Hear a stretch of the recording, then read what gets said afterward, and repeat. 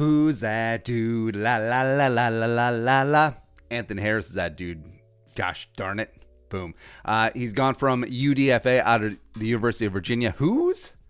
To being a backup special teamer to becoming one of the best free safeties in the NFL. And he announced on Sunday that he just signed his franchise tag. So what does that mean for Anthony Harris and the Minnesota Vikings moving forward? Let's talk about it today. But first, let's recap the saga real quick. So last 2 years, Anthony Harris took over as starter for Andrew Sendejo, and he's become one of the best safeties in the NFL. I mean, tied for the NFL lead in interceptions last year with 6, as well as number 2 overall graded safety per PFF, being after being number 3 in 2018. No big deal.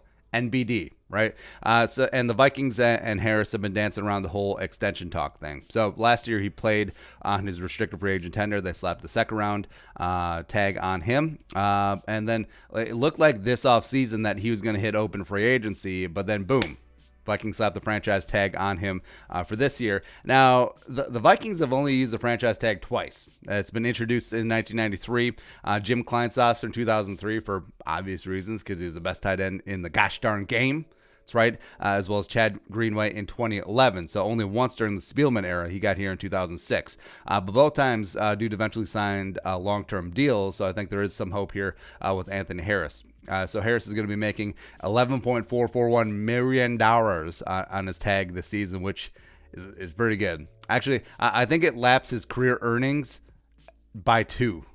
So like twice his career earnings is this one-year tag, which is pretty impressive for him. Meanwhile, safety contracts, they've gotten kind of big. Like the market's weird. Overall, the market is down, but there are some clear haves and some clear have-nots, right? So Eddie Jackson is the highest paid safety in the league for the Bears, making $14.6 per year. Kevin Byard of the Titans making $14.1 per year. There's a couple guys making $14, etc. But Jackson and Byard are important, because not only are they the 2 highest paid safeties in the league, but also the rep by the same agency as Anthony Harris. So they know a thing or two about the market, right? So I think that there's no doubt that Harris has earned top-tier money, but also, I mean, the Vikings may be hesitant because they already have Harrison Smith making 8 figures a year. And right now, with Harrison Smith making 10.25 and Anthony Harris making 11 and change on his tag, the Vikings' 2 starting safeties count 10% of their total team salary cap, which is by far the highest of any team in the league. And this is after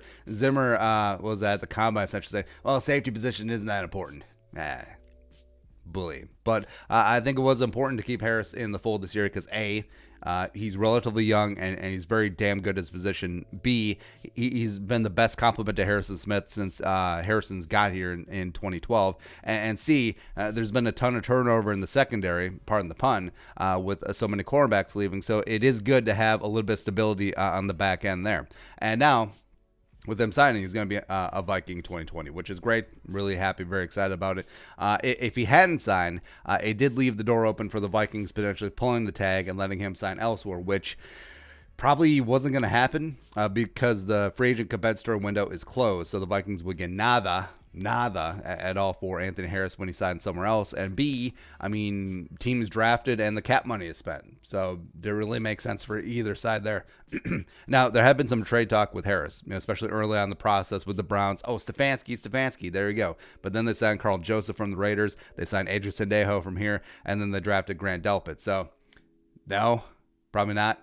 But I do have it on relatively good authority that the Giants were in. The Giants were in on Anthony Harris. They were initially intrigued in trade talks, and if they didn't get a top-tier safety in the draft, they would have circled back. They would have revisited the Anthony Harris trade, but they got Xavier McKinney 36 overall, so that was a non-starter there. And then the Vikings, Harris, they should still be working on a long-term deal. A deadline for the franchise tag player to sign a long-term deal is July 15th, so about 2 months. Also, I don't know why there's a deadline. Like, people should be free to sign extensions wherever the hell they want, because this is America after all. Shoot.